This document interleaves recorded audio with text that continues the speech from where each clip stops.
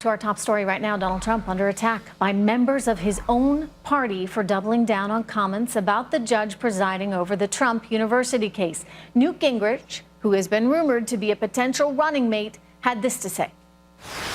This is one of the worst mistakes Trump has made, and I think it's inexcusable. He has every right to criticize a judge, and he has every right to say certain decisions aren't right, and his attorneys can file to move the venue from the judge. But first of all, this judge was born in Indiana. He is an American, period. And we all know that when Donald Trump is attacked, he fights back. This case should have been thrown out on summary judgment. And if somebody else were there, this would have been thrown out on summary judgment. As far as Newt is concerned, I saw Newt. I was surprised at Newt. I thought it was inappropriate what he said. So why is Trump going there with this judge? We want to go to our political panel for analysis. Fox News contributor Leslie Marshall and former Huckabee campaign official Hogan Gidley. Hogan, I'll start with you. What's your thought? What's your reaction to all of this? Well, I definitely don't think it was a good thing for Donald Trump to say. You've seen Republicans coming out saying pretty much the same thing. They thought it was a mistake. It's not a mistake that he can't recover from, though. What Donald Trump needs to be focused on, and forgive me for giving the analysis for Donald Trump, the help to him. I'm not on his campaign, but if I were advising Donald Trump, there are a million things that you could absolutely destroy Hillary Clinton with. She's got scandal after scandal. The OIG report just came out. We're on Fox Business. We're talking about the economy. And polls show Donald Trump leads Hillary Clinton on the all-important voting reason. So you think this was a mistake? Did he not intend to say that? Did it just kind of slip out? I mean, why did he say it? No, he meant to say it, and he's doubled down on it since. And the question was even asked by another reporter, what if it's a Muslim judge? Do you think they, too, would be someone that would should recuse themselves? He said, absolutely. Donald Trump rarely retracts things. He rarely asks for forgiveness. He doubles down. I want to show the viewer exactly that sound that you're talking about with him referring to a Muslim judge. Watch. It's possible, yes. Yeah, that would be possible, absolutely. Isn't there sort of a tradition, though, in America that we don't judge people by who their parents were, where they came from? I'm not talking about tradition. I'm talking about common sense, okay? You know, common sense, because, look, he has been very outspoken when it comes to Mexicans and the wall, and when it comes to Muslims coming into this country. In fact, calling for a bar on all Muslims a few months ago to not come in this country at all. So, Hogan, how does he... Does it matter if he recovers or doesn't recover from these? In other words, I guess he's probably not top of the list of Mexican and Muslim voters right now. Not all, absolutely. He's not right now, so I don't know how he necessarily recovers, except he can focus on the issues. Regardless of your race, regardless of your heritage, people want jobs in this country. He's got to focus on that. Hillary Clinton has tethered herself to Barack Obama, good, bad, or indifferent. The economy is horrible under this president. He needs to hammer that. He's a job creator. He's a businessman. That's where he needs to go. He needs to stay away from worrying about judges and instead focus on Hillary Clinton. Well, you know, that's been one of the criticisms of him, Leslie, is that he's a little bit mercurial. You know, he's throwing a lot of things at the wall. Some things stick that maybe he wouldn't like to have stick, but such is the situation with the comments on the judge. Let me ask you, though, does he need Mexican Americans? Does he need Hispanics in order to win the Oval Office?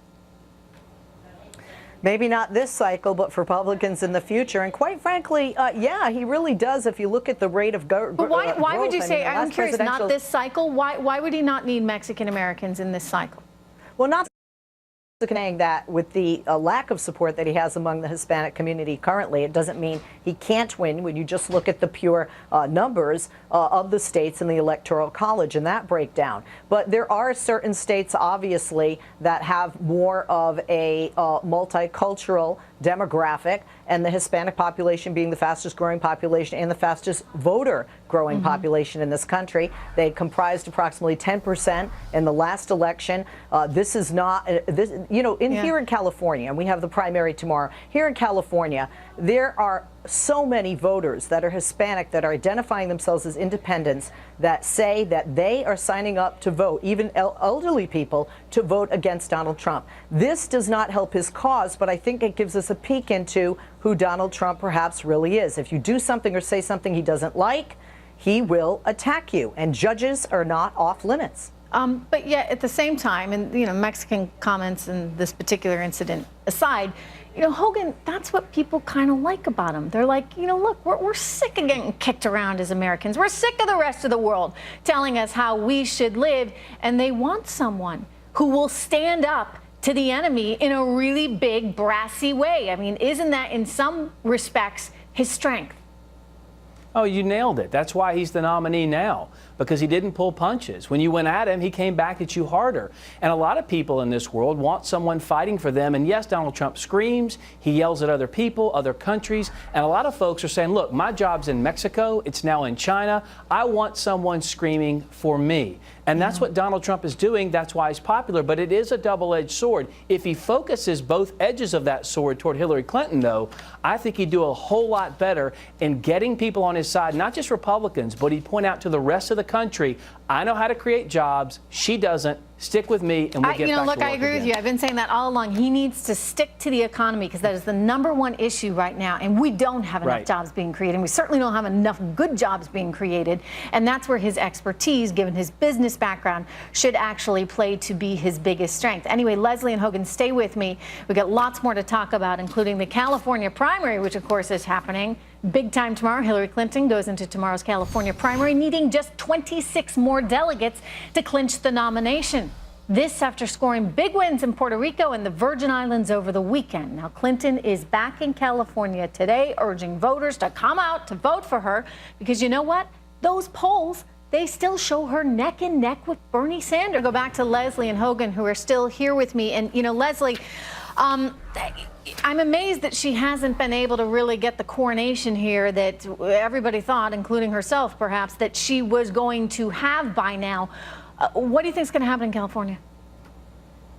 I think she's going to win. I think it's going to be close, but I think that so many people that are registering as Democrats, I would disagree with you. People that register as Democrats, to me at least, the people I'm meeting, the people I talk to on my radio show, are more so pro-Hillary. It's people that register as independents that seem to be more so pro-Bernie. But I don't think she's going to. I don't think we're going to see some of the margins that we're seeing in some, polls like Real Clear Politics that show a double-digit lead. Some field polls here in California that include cell phone or online tracking, which would include millennials, definitely show them either neck and neck or with at maximum a 2% difference. So I think she'll win, but I think it will be very close, and that's obviously what the fact that it's so close. So even if she wins, regardless of whether she wins or loses, if it's that close, Hogan, if you're a Bernie Sanders supporter that has been out there campaigning for him and going to all those rallies, don't you feel a little disenchanted with your whole system? Because you're saying to yourself, look, she's that close to him in the popular vote, but the only reason she's actually getting this thing is because they got that superdelegate system, which frankly is not fair. Right, not just that, he actually won some states where she ended up walking away with more delegates. It is very clear the Democrats are in disarray over this particular issue. They want to change it. However, they can't until convention, and right now the system is set up. It is rigged. Bernie is correct, and it's rigged for Hillary Clinton. She has all the super delegates, which will put her over the top. Even when Barack Obama was defeating her way back in 2008, he still couldn't get to persuade but about 24 delegates of the super delegates over to him. Right. Bernie is losing to Hillary at every turn. There's no way he's going to get those delegates to come onto his side. Yeah, no, clearly the handwriting's on the wall for him. But he's sticking around. Leslie, why is he sticking around? Real quick, I got 10 seconds. There are a number of reasons. Okay. Bottom line is he wants to change this rigged system, and if he wins California, even gets a lot from California, it's a dream that he'll get the superdelegates, but possibly he could change the platform and the superdelegates going forward, and I think that's what he's hoping for. Well, there you go. You just said it was a rigged system. That's right. That's right. All right. Well, on agreement on something. I didn't say it wasn't. Okay. All right. I thought you might, but okay. No.